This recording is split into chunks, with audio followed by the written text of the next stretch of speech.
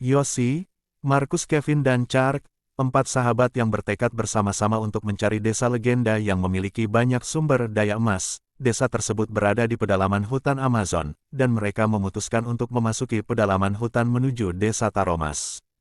Selama dalam perjalanan, mereka sangat bersemangat memasuki hutan. Mereka optimis akan menemukan banyak emas, namun dikarenakan Marcus kurang berpengalaman dalam pendakian, kakinya pun mengalami lecet-lecet dan kerap kali mengeluh selama perjalanan. Yoshi dan teman-temannya pun kerap kali kesal karena menganggap Marcus menghambat perjalanan mereka.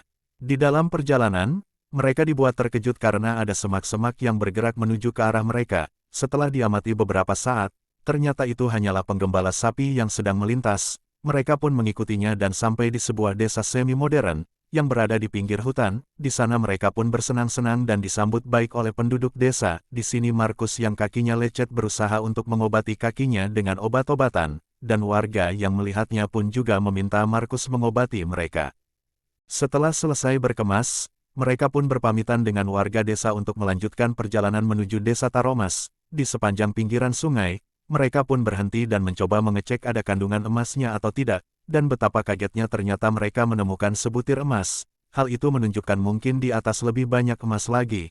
Mereka pun semakin bersemangat melanjutkan perjalanan, namun Marcus yang kakinya masih lecet, kini semakin tambah buruk, kemudian memutuskan untuk melakukan perjalanan melalui jalur air. Mereka pun membuat rakit untuk menyusuri sungai. Setelah rakit selesai dibuat, mereka pun melanjutkan perjalanan. Pada awalnya mereka masih bersenang-senang, namun pada saat arus sungai mulai deras, mereka pun kewalahan akhirnya memutuskan untuk menepi. Di tepian sungai, mereka sempat berdebat untuk melanjutkan perjalanan melalui jalur air atau jalur darat, dan kemudian, Marcus yang kakinya masih lecet, memutuskan untuk melalui jalur darat bersama Chark, sementara Kevin dan Yoshi memutuskan untuk tetap menggunakan rakit melalui jalur sungai. Pada saat itu pun mereka memutuskan berpisah untuk melanjutkan perjalanan. Selama perjalanan Yoshi dan Kevin mereka tiba-tiba dikejutkan oleh arus yang semakin deras, hingga rakit mereka menabrak bebatuan yang cukup besar. Rakit pun rusak parah. Beruntung Kevin berhasil menepi ke pinggir sungai duluan, sementara Yoshi dia malah terjebak di atas batu, hingga akhirnya Yoshi pun terbawa arus sungai yang cukup jauh, dan meninggalkan Kevin. Beruntung ada sebatang kayu dan dia pun berhasil menepi. Yoshi yang berhasil selamat pun kini melanjutkan perjalanan sendirian. Ia berada di tebing pinggir sungai dan tidak sengaja dia menemukan tas ransel milik Kevin. Dengan sigap, dia pun meraih tas milik Kevin. Hal itu pun membuat dia yakin bahwa Kevin masih ada di sekitar sini. Namun, setelah dia berteriak-teriak memanggil Kevin tidak ada jawaban. Setelah 6 hari menyusuri sungai, Yoshi pun tidak menemukan desa terdekat. Setelah 6 hari tidak makan, Yoshi pun merasakan amat lapar. Dia menemukan buah-buahan, namun setelah dia mau meraih buah itu, ternyata ada seekor ular yang nyaris mematuknya. Karena rasa lapar yang amat-amat lapar, dia pun menyingkirkan ular itu.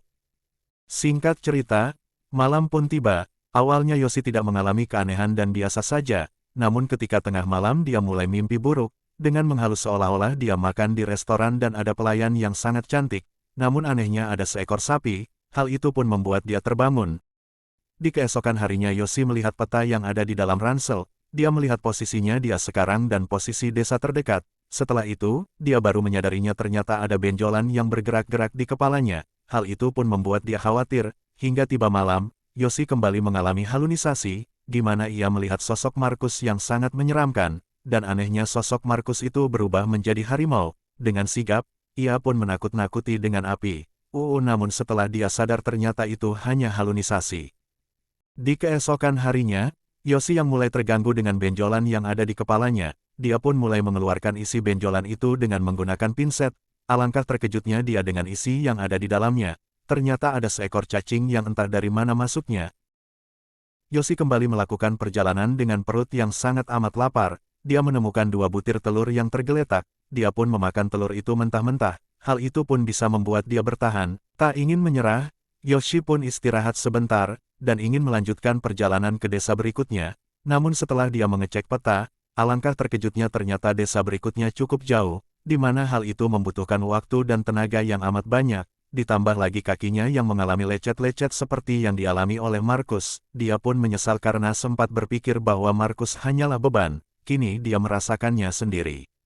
Keesokan pagi harinya, Yoshi kembali melanjutkan perjalanan sesuai yang tertera di peta. Disinilah Yoshi dibuat frustasi, karena seharian berjalan, ternyata dia hanya muter-muter di tempat yang sama, yaitu di tempat ia menemukan 2 butir telur. Hingga musim hujan pun tiba, Yoshi pun menggunakan jas hujan dan berteduh di bawah tebing, namun tiba-tiba air dari atas membuat dia terseret arus hingga nyaris membuat ia tewas. Di sisi lain, tampak penduduk lokal yang sedang mencari ikan. Vi melihat sosok Kevin yang tergeletak di pinggir sungai. Ternyata ia berhasil selamat. Ia pun langsung menceritakan kronologi di mana dia bisa tersesat di dalam hutan. Ia pun langsung meminta bantuan kepada pihak berwajib untuk menolong Yoshi yang ia yakini masih hidup. Pencarian menggunakan pesawat pun dilakukan, namun, karena lebatnya hutan Amazon membuat pencarian menjadi sulit, alhasil pencarian menggunakan pesawat pun tidak efektif. Tidak menyerah, Kevin pun menyewa nelayan lokal untuk mencari Yoshi yang ia yakini masih hidup.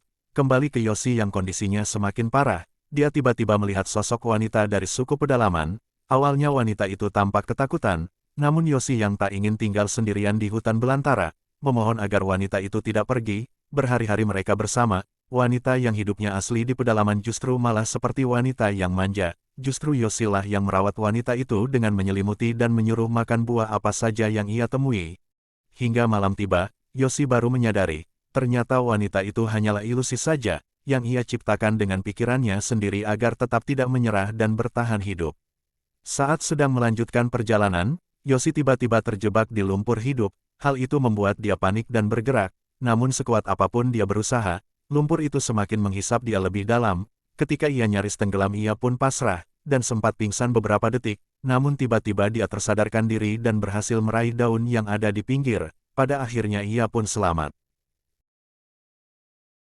Dari sinilah Yoshi mulai kehilangan akal sehatnya, di mana ia menyopot bajunya dan membiarkan semut kerangkang menggigit seluruh tubuhnya. Ketika ia berhasil menyampai tepi sungai, akal sehatnya kembali dengan melihat seekor kura-kura yang tak berdosa. Di keesokan harinya keajaiban pun datang, di mana Kevin dan bapak nelayan melakukan pencarian tepat di tempat Yoshi beristirahat. Namun Kevin tidak melihat sosok Yoshi, dia pun frustasi dan mau pulang. Namun ketika hendak pulang, Kevin dikejutkan oleh sosok manusia yang kurus kerontang yang tak lain itu adalah Yoshi, sang sahabat yang lama menghilang. Alhasil Yoshi pun berhasil diselamatkan.